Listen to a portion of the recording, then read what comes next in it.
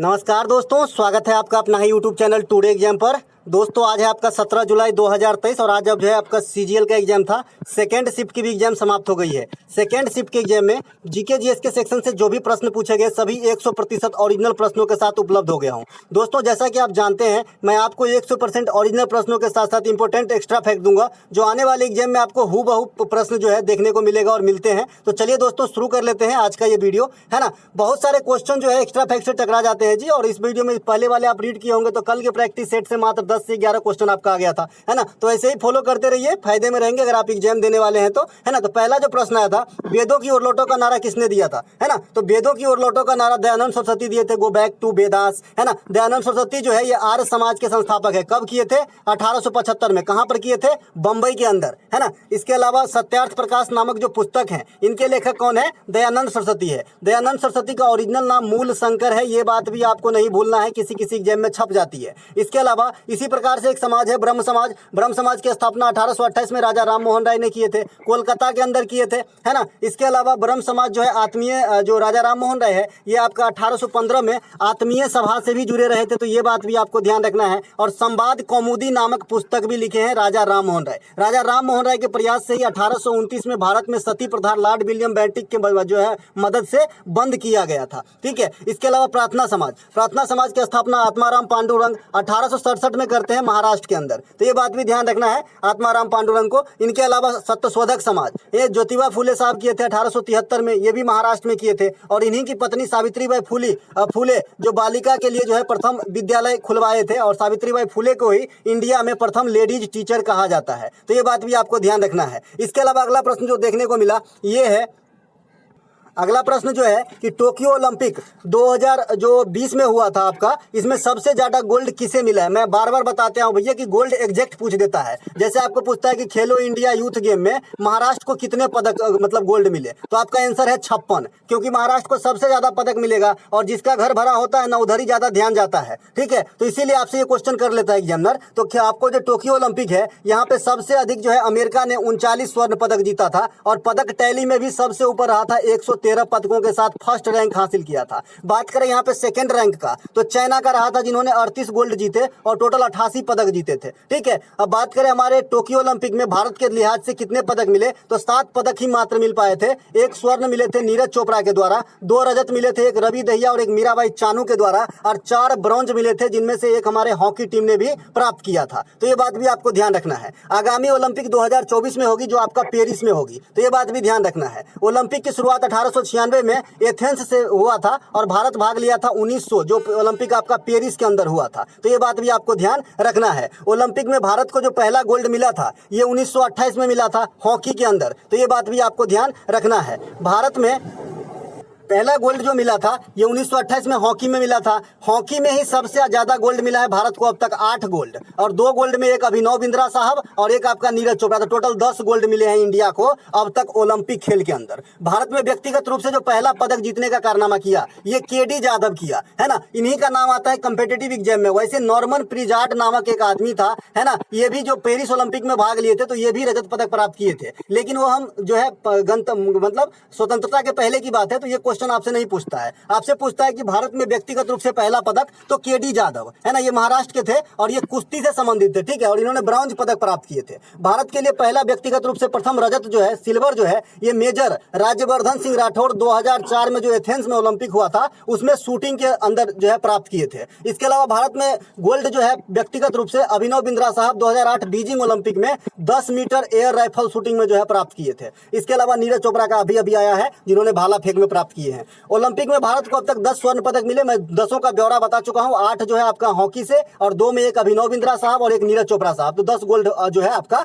हो गया। ओलंपिक में पदक जीतने वाली प्रथम महिला भारत के लिहाज से कर्नो मल्लेश्वरी है, जो 2000 के ओलंपिक में सिडनी के अंदर भारोत्तोलन में कांस्य पदक प्राप्त किए थे। इसके अलावा लगातार 2 ओलंपिक में पदक जीतने वाली महिला तो ये पीवी सिंधु है। टेनिस में प्रथम पदक जो है लिएंडर पेस के द्वारा जीता गया, और बैडमिंटन में प्रथम पदक जो है साइना नेहवाल के द्वारा जीता गया है, तो ये बात भी आपको ध्यान रखना है।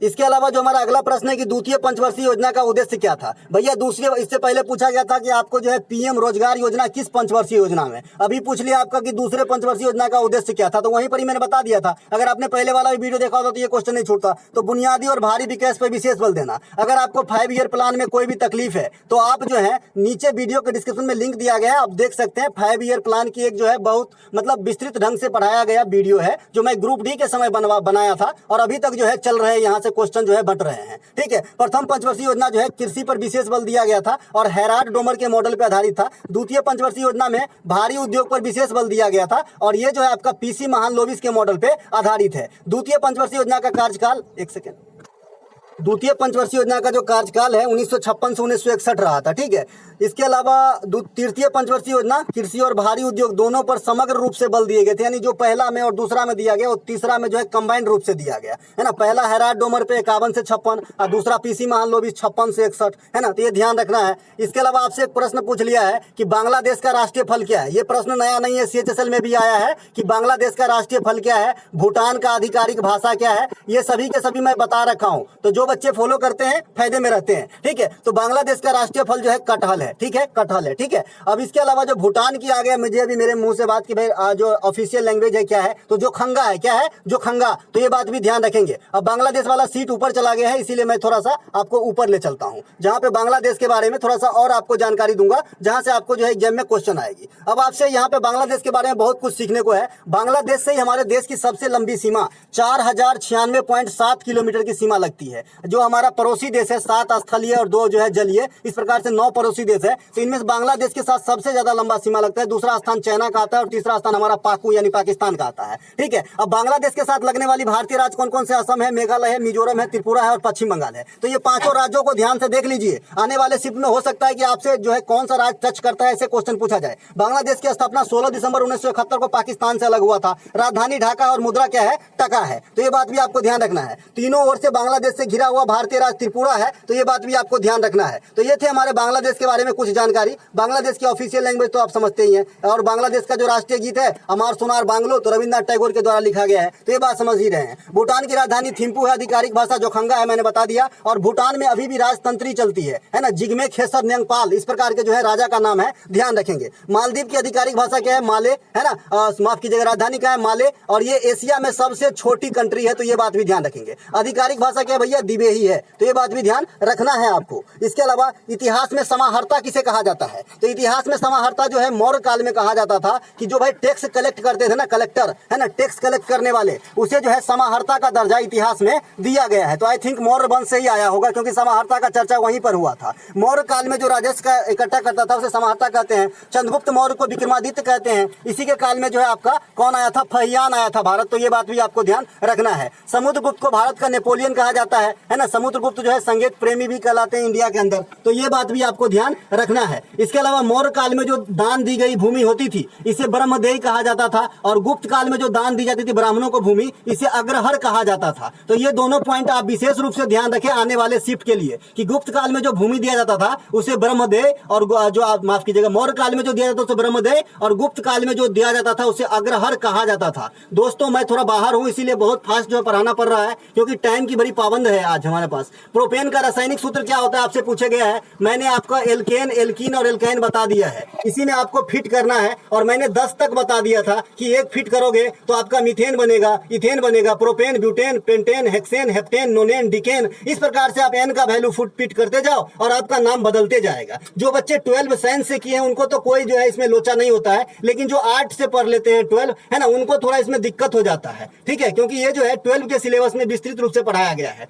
तो एल्केन का समान सूत्र फिर से समझ लीजिए, CnH2n+2 होता है। इसी में अगर आपने C का मान 3 रखोगे तो आपको प्रोपेन बनेगा, 1 रखोगे तो मीथेन, 2 रखोगे तो इथेन, और C का N का मान अगर आपने 3 रख दिया तो आपका क्या हो जाएगा, प्रोपेन। तो प्रोपेन का यहाँ पे 3 रखिए तो C3 हो जाएगा।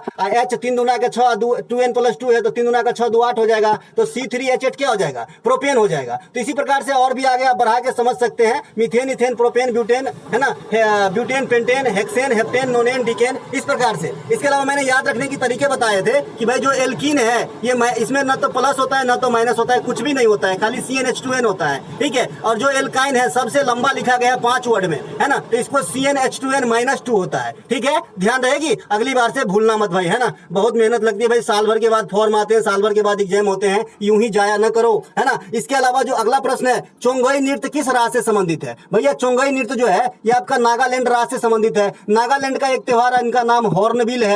हॉर्नबिल नागालैंड में दिसंबर माह में होने वाली त्योहार है, जो नागालैंड की सबसे विस्तृत त्योहार है। और जो हॉर्नबिल है वो नागालैंड का राजकीय पक्षी भी है, ये भी बात आपको ध्यान रखना है, ठीक है। इसके अलावा नागालैंड का मैंने बता दिया हॉर्नबिल। इसके अलावा उसी का भाई है जो आपके एग्जाम में आएंगे, सोलुंग मोपिन युद्ध नृत्य, ये कहाँ का है? अरुणाचल प्रदेश से संबंधित है भाई। अरुणाचल प्रदेश के अंदर लोसार को भी ऐड कर लीजिएगा। लोसार लद्दाख में भी होता है, लद्दाख में हेमिस भी होता है, लद्दाख में स्पुतनिक गस्तर भी होता है, लद्दाख में आपका लोसार भी होता है। और एक होता है दादा लोसांग, देखिए यहाँ पे लोसंग लिखा है, साग वाला, तो साग वाला होगा तो सिक्किम में होगा। और सागा दावा, ये भी साग का शब्द आ रहा है, तो ये भी सिक्किम में होगा। तो लोसांग सागा दावा सिक्किम, सोलुंगा मोपिना युद्ध नृत्य और लोसार कहाँ पर? अरुणाचल प्रदेश में। और लोसार को जो है आप अलग निकाल सकते हैं, लद्दाख में भी होता है, हिमाचल प्रदेश में भी होता है। एक प्रश्न आपसे रिपीट किया गया, हूबहू 14 तारीख को भी पूछा गया था। 2022 में AFC विमेन आयोजन भारत में किस शहर में हुआ था? तो ये नई मुंबई में हुआ था। ये नई मुंबई के 3 शहरों में हुए थे, ठीक है। ये नई मुंबई के 3 शहरों में हुए, मुंबई और इसके अलावा नई मुंबई और पुणे। तो महाराष्ट्र के 3 शहर कहना पड़ेगा, ठीक है। मुंबई के अंधेरी में हुआ था। नई मुंबई जो न्यू डेवलप्ड मुंबई है, जहाँ पे पनवेल बेलापुर ये सब आ जाता है, तो इस वाले इलाके में और पुणे में भी हुए थे। इसके अलावा पलासी के युद्ध से एक प्रश्न आया है। अब प्रश्न तो क्लियर नहीं है, लेकिन मैं पलासी का युद्ध ऐसे आपको पिला दिया हूँ घोर के कि आपसे कोई भी क्वेश्चन नहीं छूटा होगा। पलासी का युद्ध 1757 में होता है। मैंने ये भी बताया कि पलासी का मैदान कहाँ है, तो आपको बताना है पश्चिम बंगाल। ये किसके किसके बीच होता है? तो सिराजुद्दौला जो बंगाल के अंतिम स्वतंत्र शासक भी माने जाते हैं, और रॉबर्ट क्लाइव जो ईस्ट इंडिया कंपनी के उस समय प्रमुख थे। तो इन दोनों के बीच में जो है एक युद्ध होता है, जिसे पलासी का युद्ध नाम दिया जाता है। रॉबर्ट क्लाइव की विजय हो जाती है। ऑब्वियसली भाई उनके पास हथियार, गोला बारूद, तोप, हमारे पास क्या? कुछ नहीं, है ना। इसके अलावा बक्सर का युद्ध 1764 में होता है। अवध के नवाब, मुगल बादशाह के शासक और आपका जो है बंगाल के नवाब, इन तीनों के शासक एक साइड और दूसरे साइड अंग्रेज के तरफ से हेक्टर मुनरो। फिर भी किसकी जीत? हेक्टर मुनरो की, ठीक है। इसी युद्ध के बाद जो है 1765 में इलाहाबाद की संधि होती है, जिसमें जो अंग्रेज है उनको कई सारे राज्य की दीवानी प्राप्त हो जाती है। दीवानी मतलब समझ जाते हैं ना, अधिकार। इसके अलावा तराइन का युद्ध होता है 1191 में पृथ्वीराज चौहान तृतीय और मोहम्मद गोरी के बीच। इसमें पृथ्वीराज चौहान तृतीय साहब की विजय हो जाती है। तराइन की सेकेंड युद्ध उसी से अगले साल होता है। गोरी चुप नहीं बैठा 1192 में, और इसमें जो है इत्तेफाक से मोहम्मद गोरी की जीत हो जाती है। बाबर के द्वारा लड़े गए 4 युद्ध आपको जरूर याद रखना है। 1526 पानीपत की प्रथम लड़ाई, इब्राहिम लोदी को हराया था। खानवा का युद्ध राणा सांगा को हराया था 1527 में। चंदेरी का युद्ध 1528 में मेदिनी राय को हराया था। और घाघरा का युद्ध 1529 में नुसरत जो है लोदी को हराया था। तो ये बात भी ध्यान रखना, नुसरत शाह और आपका मोहम्मद लोदी को, ठीक है। इसके अलावा ऑस्ट्रेलिया के एलिस पेरी को कौन सा अवार्ड मिला है? देखिए एलिस पेरी जो है ये ऑस्ट्रेलिया के एक जो है हरफनमौला क्रिकेटर है। तो इनको कौन सा अवार्ड मिला है ये तो मुझे अभी पता नहीं है ना भाई। नहीं पता है तो नहीं पता है, आपसे ही पूछ के सीख लूंगा, उसमें क्या है, सीखने की उम्र कभी कम नहीं होती, है ना। तो अभी मुझे फिलहाल इसका आंसर पता नहीं है, तो आप लोग मुझे बताइएगा। वैसे इनको जो है कुछ ही दिन पहले, यानी 1-1.5-2 साल पहले जो है ये मतलब डिकेड का जो क्रिकेटर होता है ना, जैसे क्रिकेटर ऑफ द डिकेड, मतलब पिछले 10 साल में सबसे अच्छा परफॉर्मेंस करने वाले क्रिकेटर, तो ये वाला पुरस्कार भी मिला है। तो बताइएगा कि डिकेड वाला अवार्ड था क्या? गांधी मंडेला पुरस्कार जो अभी करंट वाला मिला है दलाई लामा को मिला है, जो तिब्बती धर्मगुरु है। इनके किताब का नाम हैप्पीनेस से ज्यादा रहता है ना। इसके अलावा सुभाष चंद्र बोस आपदा प्रबंधन पुरस्कार 2023 आपको देख के जाना है ना। लुंगलई फायर स्टेशन को भी मिला है इस बार का। इसके अलावा मेजर ध्यानचंद पुरस्कार जो है ये 2022 वाला शरद कमल को मिला है, 2023 में लॉन्च हुई है, और टेबल टेनिस खेलते हैं शरद कमल। मिस्र देश का सर्वोच्च सम्मान जो है नरेंद्र मोदी साहब को दिया गया है। तो ये बात भी आपको ध्यान रखना है, जिसका नाम ऑर्डर ऑफ नाइल है ना। मिस्र देश इजिप्ट है ना, इजिप्ट में पिछला जो है आपका कोप का बैठक भी हुआ था, ये बात भी ध्यान रखना है। यामिनी कृष्णमूर्ति को हाल में कौन सा अवार्ड मिला? ये मैं डिफिनेट बता सकता हूँ कि ये क्वेश्चन कुछ इस प्रकार से होगा कि यामिनी कृष्णमूर्ति को ये जो फला फला अमुक पुरस्कार मिला है, पद्म श्री, पद्म भूषण, पद्म विभूषण, इनमें से पूछा हुआ होगा, ठीक है। तो यामिनी कृष्णमूर्ति को 2001 में जो है आपका पद्म भूषण दिया गया था,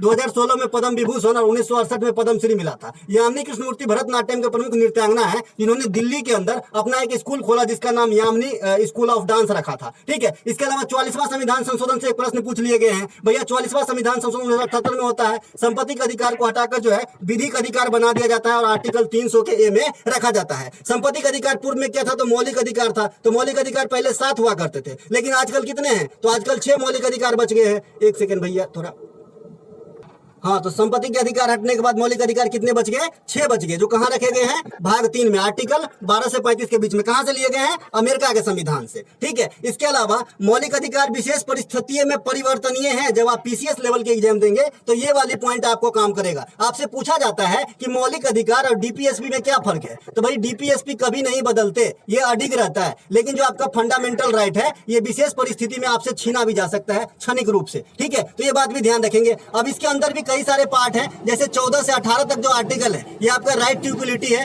23 और 24 जो है ये शोषण के विरुद्ध अधिकार है, जिसमें 23 जो है बलात् शरम या मानव तस्करी पे रोक है, 24 जो है बाल शरम पे निषेध है कि 14 वर्ष से कम उम्र के बच्चे जो है कल कारखाने में काम नहीं करेंगे। 25 से 28 धार्मिक स्वतंत्रता है, 29 और 30 जो है अल्पसंख्यक हित है, 31 निष्क्रिय हो गया है ना, और 32 जो है संवैधानिक उपचारों का अधिकार है। इसी अनुच्छेद का प्रयोग करके सुप्रीम कोर्ट रिट जारी करते हैं। इसी अनुच्छेद को भीमराव अम्बेडकर साहब संविधान का आत्मा कहे थे। ठीक है, इसके अलावा यूनियन का पावर किस अनुच्छेद में वर्णित है? भैया संविधान से हमेशा 2 क्वेश्चन, किसी भी एग्जाम में 4 नंबर फिक्स है ना। तो भाई संविधान की पूर्णतः वीडियो आपके नीचे डिस्क्रिप्शन में लिंक पड़ी हुई है, आर्टिकल एक बार देख लो। आपका एक भी आर्टिकल छूट जाए तो मुझे आके बताओ, मैं यही रहूंगा, कहीं नहीं जाऊंगा। ठीक है, यूनियन की पावर किस अनुच्छेद में वर्णित है? तो आर्टिकल 73 में है। अनुच्छेद 79 में संसद की चर्चा किया गया है। भारतीय की संसद जो है लोकसभा, राज्यसभा और राष्ट्रपति से मिलकर बनी होती है। डायरेक्ट भी क्वेश्चन पूछे जाते हैं। अनुच्छेद 80 जो है राज्यसभा से संबंधित है और 81 जो है लोकसभा से संबंधित है। राज्यसभा को अपर सदन कहते हैं, लोकसभा को लोअर सदन कहते हैं। राज्यसभा में मैक्सिमम 250 और राज्यसभा में 250 और लोकसभा में मैक्सिमम 550 सदस्य हो सकते हैं। ठीक है,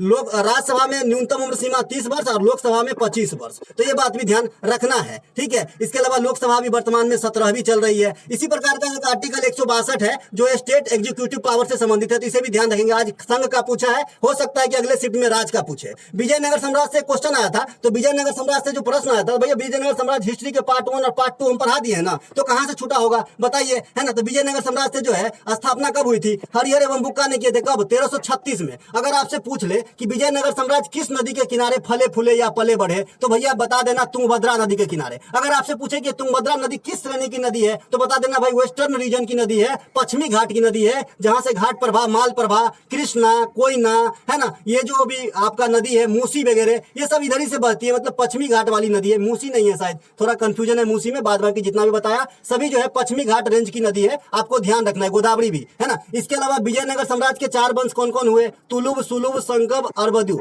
ऐसे विजयनगर साम्राज्य पे 3 ही वंश मुख्यतः माना जाता है, क्योंकि आपको पता होगा कि जब 1565 में तालीकोटा का युद्ध हुआ तो विजयनगर साम्राज्य लगभग पतन की ओर अग्रसर हो गए और पतन हो भी गया। ठीक है, लेकिन अरबिदु वंश भी आए, तो 4 वंश माने जाते हैं ओवरऑल। अगर ओवरऑल आपसे पूछा जाता है तो 4 वंश। तो दोस्तों ये थे सेकेंड शिफ्ट में आए सभी प्रश्नों का एनालिसिस। अगर आपको अच्छा लगे तो लाइक करें, अपने दोस्तों में शेयर करें, और ये पीडीएफ आपको, हमारा पीडीएफ जो है निःशुल्क है टेलीग्राम पे। आपको जो पेड पीडीएफ है वो व्हाट्सएप नंबर पे दी जाती है, जो हमारी क्लास शाम को चलती है रोजाना एक वीडियो। तो अगर वो वाली पीडीएफ खरीदना चाहते हैं तो डिस्क्रिप्शन में उसका भी लिंक है, और ये पीडीएफ आपको फ्री है टेलीग्राम पे। तो मिलेंगे अगले वीडियो में। जय हिंद दोस्तों।